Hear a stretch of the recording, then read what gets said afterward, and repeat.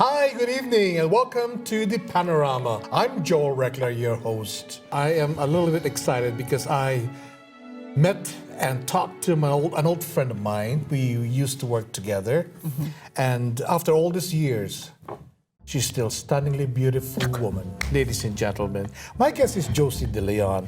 Our guest is a founder of Josie De Leon School of Performing Arts, both in Mississauga and in Scarborough. We'll discuss that later again.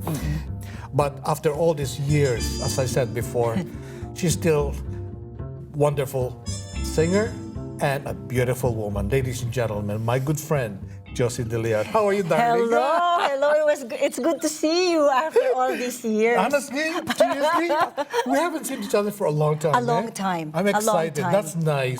You know what? When That's I talked to you, I was very, very excited. It was That's like, ma-invite good. na Thank rin ako. Oh. And congratulations on your show. I'm very, very proud Oh, of you. thank you. We're both musical person. You are. We're very emotional people. We are. How you been? I'm okay. Yeah. I'm okay. And you? You look very successful. I look very... I thought you were going to say, you look very beautiful. Well, I was born this way. I cannot do I it. know. You've never aged a bit. Diba? When we work together, ganyan na eh. It's the sense of humor, I guess. Yes. You know what? It's very important. And I remember my father always telling me that you always have to laugh. And yung kumbaga para we Tama always siya. have to laugh at whatever. If we're going through difficult times, Tama try siya. to laugh because it makes you just parang gumaan ng feeling. Where is you know? he? Oh, well, he passed away. Oh, I'm sorry he passed about away, that, but I always see him laughing. Always, yung humor niya is he has a very good sense of humor, and You're namana namin lahat yun. You're close to him, eh? Very close Yeah, close I to can him. tell. Yes, I can tell, yes. You know. How's your son? How My old is he? son How is old he now? 20. I want to discuss further with you your school. Where is Yes. this in Mississauga? So the one in Mississauga, that's in Mavis and Burnham Thorpe. So Okay. very close to Square One area. Yeah. Yun, Well, I used to have a restaurant there, remember? Athens Grill. Yeah. Wolfdale. Yes. And hindi ka pa ata kumakanta noon, ano? I don't know how long ago it was. 94. Ay, wala pa ako dito. Oh, wala ka pa. Because I got Leia Navarro then. Yeah, I heard about that. I heard about that, yes. And where's the one in Scarborough? And the one in Scarborough is Markham and Shepherd. Very close to Yeah. my place. Yes. Markham Oh, I and see. Shepherd. Yes. Are you enjoying it? I am very much. It's a lot of hard work, I tell you. Oh, of course, Pero I enjoy it very much because I am very passionate about what I do, and I'm very passionate about the school. And the kids make me very happy as well. Keeps me young. Where did you learn to sing? In the Philippines? In or the here? Philippines. In the Philippines. Pero maliit pa ako, mahilig na akong kumanta, umarte. Why? Is your parents also singing at No, the they time? don't. So why? It's just, I guess it's just in me. Okay. Because all right, among, yeah. I would say all of my siblings could sing, but not to bring it into a professional level. Are you the Nobody only did. one who came Nobody out did. really with this statue of a singer? Yes. You sing in hotels before way back then. Yes, I did. 'Cause I remember the time that Yes. I used to hang around nightclubs and all over Naku, the baka Philippines. nakita kita doon. I don't know because I sang in Calesa Bar for a very long I see time. Manila Hotel. Manila Hotel, I was Pilita there sang also. there. I was already, Yeah. I also sang there. She was there. I was there twice, I think. Yes. Hotel Intercontinental at El Castellano. I was there too with Benita. And then we also at the National Press Club in Intramuros. We were also there all the time. You know. Oh, you're making me excited. Listen, we'll be right back with Josie De Leon, ladies and gentlemen. Don't go away.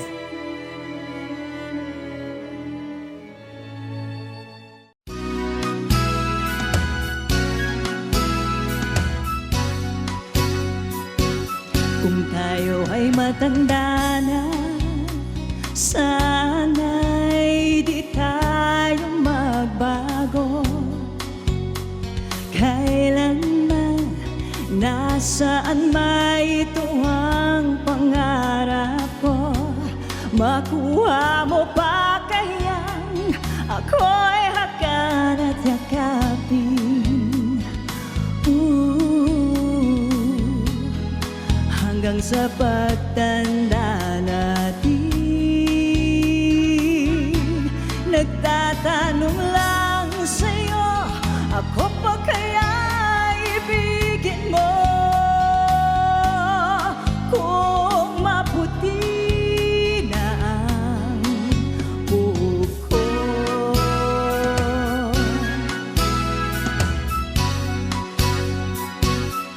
Pagdating ng araw, ang iyong buhok ay puputi na rin.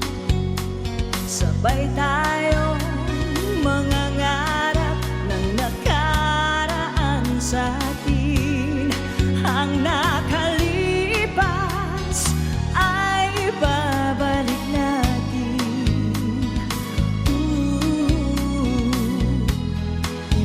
Ipapaalala ko sa'yo ang ating pangako na ang pag-ibig ko'y laging sa'yo.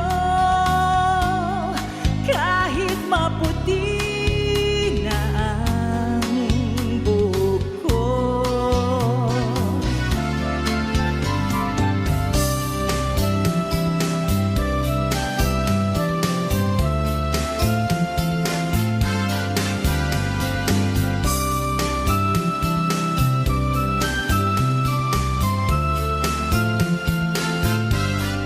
Ang nakalipas ay babalik natin.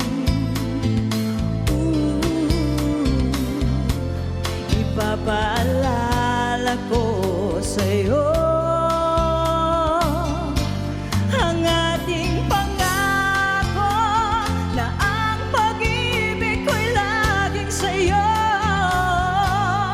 Kahit maputi na ang buhok ko. Kahit maputi na ang buhok ko.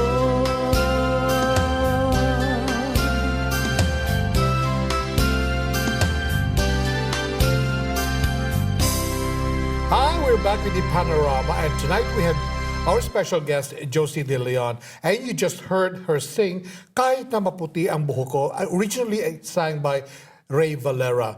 Yes. Your repertoire, you've got English, Tagalog. Do you sing Spanish? No, You should. unfortunately. I know I should. I should, should you because should, my yeah. mom is has Spanish. Yeah. Espanyol siya, no? Pwede ka. Yeah. Because if you But I can... know a French song. Oh, that's nice. Sayang Very pala. good. La Vie and Rose. Oh, that's... Yeah. Sa susunod, I have a reason to come back. Yes! Hindi mo sinabi sa akin. Oo nga, I know, na hindi ko naisip. Sabi ko nga, ano, it would be good. Edith Piaf. Right, di ba? Now I remember. Yes. She made that famous. Yeah. Edith Piaf. Conte mo por Yeah. dos amor, y mi Oh. palo tu. She was the only one who sang that way back in the 50s. Yes. And she was so Isn't it when you wonderful. listen to that song, parang nakaka-inlove Beautiful. lalo. Yeah. Diba? And actually, the first time I heard that song, I was still singing in the Philippines at that time. And syempre, you know, I don't know French and I don't speak Yeah. French and all. But it's just when I heard it, sabi ko, parang ang sarap-sarap nitong kantahin. So I started learning it. Actually, when I was, even back home in the Back home pa, Philippines. okay. Back home in the Philippines, my musical director at the Calesa Bar, which is Rudy Francisco, the late Rudy Francisco, asked me, said, Iha, can you learn this song? Sabi niya. So, When you were at Calesa, there was a band. well, there's an in-house band In-house, talaga. yeah. May Yung- in-house band okay, talaga I see. doon. But a lot of bands would Nasaan na also sila? perform. Do you know where they are now? The band. The It's, band? wala Well, na? like Rudy Francisco, my musical director, he Where's- passed away, you know? Oh, I see. But some of the musicians, I think they're still very active. I heard there's no Calesa Bar. No, there's no Wala more na? Calesa Bar. Sayang, ano? That was on the top floor. That's Hyatt Regency. No, sa baba. Sa baba ba yung Calesa? Oo, Hyatt Okay, Regency. yeah. Well, every hotel would have their own club. They have their own. They have And most of them are always on the top floor. Hindi rin. Kasi ang Yeah. Manila Hotel, di ba, dun sa may dulo. Yeah, that's so right, depende talaga. How long were you there at the Manila Hotel? Manila, where? The Manila the Hotel. longest my longest stint was at the Calesa Bar. Okay. That's where I yeah. really learned a lot because, as I've said, like my musical director, Rudy Francisco, he became my mentor. Ngayon, you have a school. Do you still find time that you could be able to perform? To perform. I perform not as often as before. Yeah. Because I usually, when people invite me, sometimes I would ask, pwede ba yung student ko na lang? Ganon. So that it will give them the chance, exposure, and also for them to learn, right? Because it's for me to see whether or not they're what they learn in the classroom they could apply outside. So every day you travel from Mississauga, Scarborough, Mississauga, things like that? Every day, yes. Every But day. not like there are days that I will be in Mississauga, there will be days and I'm in Scarborough. You play instruments? No, unfortunately, hindi Yeah. naman. Well, your voice is an instrument. Yes, wow, yun na nga. That's the most expensive instrument in your life. I'm very blessed and I always say that it is a blessing that is meant to share. Well, you're blessed. You're beautiful. Naku. You can sing. You're a businesswoman. I'm going to ask you one question, if you Sige. don't mind. Let all the Filipinos hear us and all the community. Are you rich now? We want to know, right? The answer is no.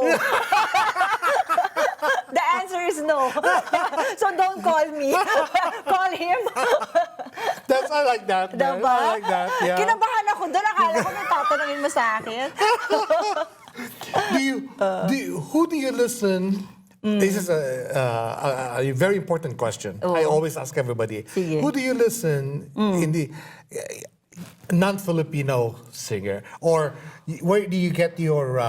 Parang your- inspiration. Yeah, as a mentor in You the know what? Filipino singers. Sa Filipino or non-Filipino? Filipino. Sa Filipino. Oh, sa Filipino, I love Kuli Desma.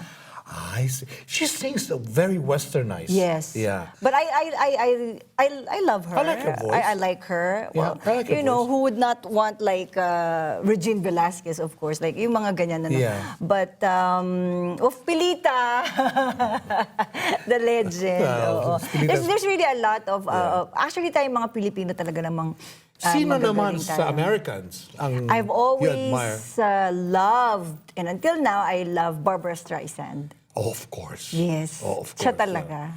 Pero- I love her. Nakakasawa. Bakit? I don't know. Because I used to listen all the time, all the kaya time, ka nagsawa. all the time.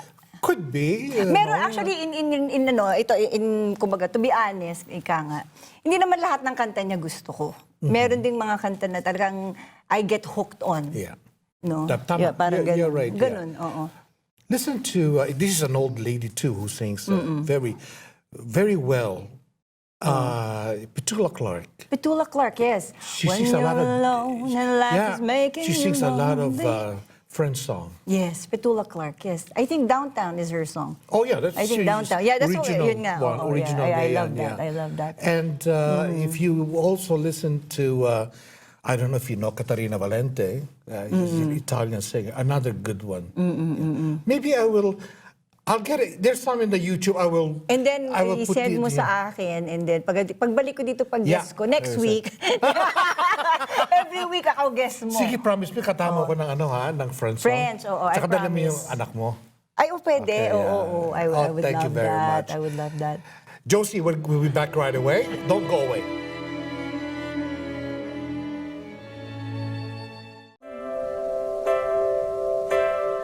We were just too young to know we fell in love and let it go. So easy to say the words goodbye, so hard to let the feelings die.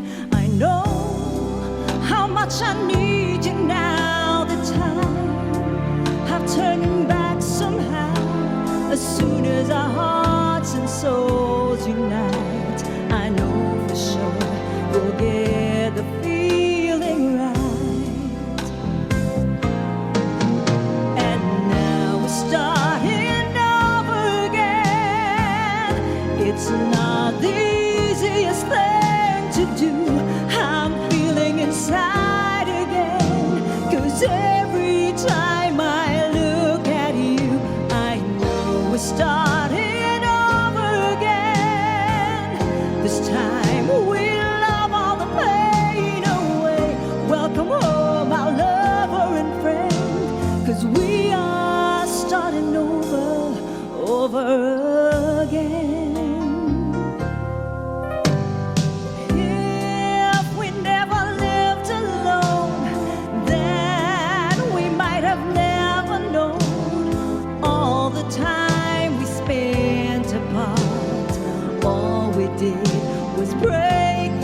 other's heart.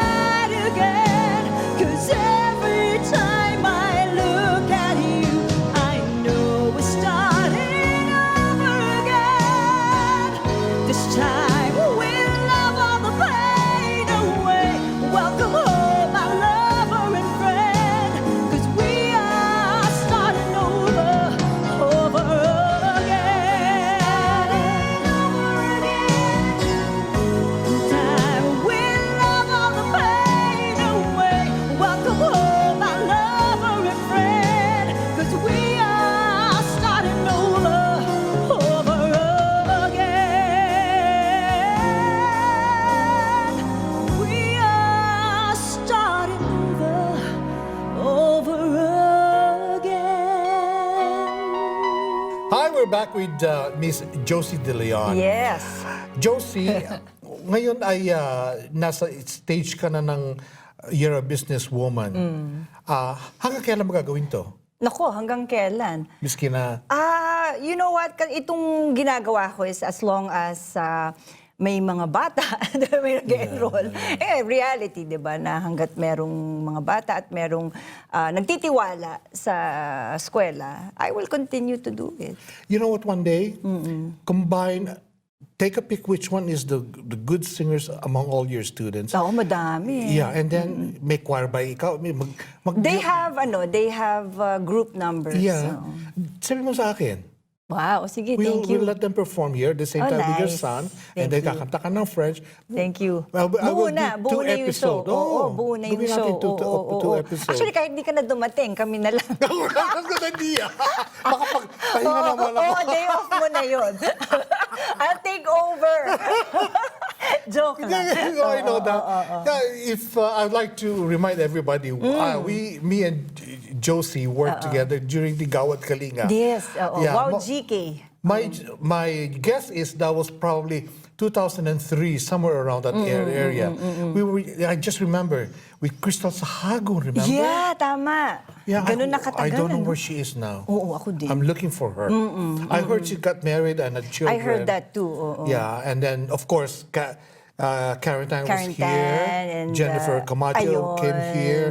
Mikey Bustos is in the Philippines. Yes, but we were with him at that time Yeah, too. Yes. he is famous in the Philippines Very, now. With his We're very happy. We're very with his happy. exaggerated Filipino accent. But we're very happy for him. Kailan ka magiging international star? Nako. Malapit na! Tayong dalawa. Sabay tayo. I'm an old man now, so your very teachers proud are of all them. Filipinos too, or? Yes. Okay. Oo, All right. all of them. Actually, I have a lot of teachers. No? Siyempre, may teacher tayo sa... May Mississauga ka, may And then, Scarborough. tsaka siya, because of the school, we don't just teach singing, kasi we also have dance and drama as well. Oo. So when you enroll, you learn That's all three. right, yeah, Oo. yeah. Hindi po pwedeng kanta lang. Are you planning to open another branch? We are planning to open in Winnipeg. Oh, that's far, man. Yeah. There's a lot of Filipinos, and when I was there, yung interest nila was talagang they were so interested in the school and that they actually went there and Good then they luck. talked to me. Good luck. Kaya Yeah. sabi ko, Ang daming Pilipino ron. marami actually. Actually, that's the first place that in the 60s that the Filipinos went to for the garment industry. That's right. Ang That's the dami, first actually, wave. sabi ko nga parang nasa Pilipinas. Yeah, maraming Oo, Pilipino. oo. It's a nice place. It is. Ang lamig lang. Malamig ba ron? Mas malamig. I've never been there. Mas malamig siya. Alberta is a nice too. Yeah, Alberta is nice. I've never been. Well, talking about Alberta, I'd like to take this opportunity. yes. I'd like to say hello to one of our who watch our show weekly, Deondra and Narim. Again, Deondra and Narim Yan. from Alberta. Thank you very much. Thank you. Josie, Oo. pwede kitang kumbidahin. Seriously. Oo nga. Hindi, ang Can I bilis ng invite you oras. again? Ang bilis ng oras. Again, Hindi mo pa ako tinatanong. Kung pwede. Parang yes na. Ganun. and then you're gonna sing that Edith Piaf song for me, the Yes, French one, and you French. bring your son. I'll bring my son, of course. I'd like to meet him again. Oh, yeah, sure. Josie De Leon, thank you very much indeed. Joel, thank you so much. God It's a bless pleasure you. being You- here, and God bless you too. You're so talented, you're so beautiful, and you're a damn good singer, man. I like your vibrato sound. Nako, and thank Tsaka you. gusto ko yung pag nag-drop ka ng notes right away. And I'm Joel Appreciate it. Reckless saying good night, and I hope you tune us again next week, same FTV TV channel. Good night. Where we know the faces, talk about the places they've been. To all sweethearts who fell apart somewhere long ago, how are they to know? Someday they'll meet again and have a need for more than reminiscing. Maybe this time it'll be love and they'll find. Maybe now they can be more than just friends. She's back in his life and it feels so right. Maybe this time love won't end.